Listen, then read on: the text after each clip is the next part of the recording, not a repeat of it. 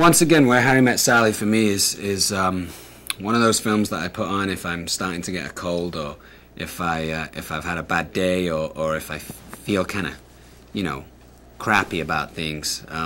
It's an incredibly heartwarming tale, and I think that's because the characters are so human. You know, beautifully written, amazingly well acted. I recently had this debate, probably about 10 days ago, with a friend of mine, where we were arguing who put in the best performance, Billy Crystal or Meg Ryan. And she had started saying Meg Ryan, and I had started saying Billy Crystal. And then we met in the middle, because I was then pulling scenes of Meg Ryan's, and she was doing the same with Billy Crystal. It's a great story for the everyman, because it's clear, to me at least, that Meg Ryan is the cutie. You know, she's the cutie pie. She is, you know, aesthetically cuter than Billy Crystal. I mean, you can't deny that. I think Billy Crystal would probably agree with that. But he's charming, and he's sassy, and he's nice, and he's a good guy, and he's there for her when it matters. And they find a great connection.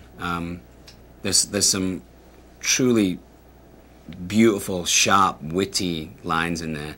And you know, I mean, I love the scene where they're walking around the art gallery, and he's kind of having that strange accent, and he's trying to make her do the accent with him. And you know, it's those little kind of moments of minutiae that you might not ever see in other couples, where they have this little language together, or they have this way of speaking, and all the two-way and sometimes four-way conversations in the movie are really beautiful.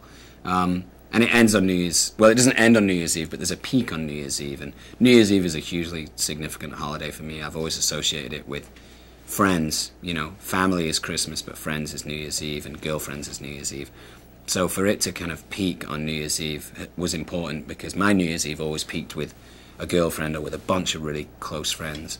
And I had such a crush on Meg Ryan, you know. I had such a thing for Meg Ryan. I mean, when I saw her in Top Gun, I was like, who's that?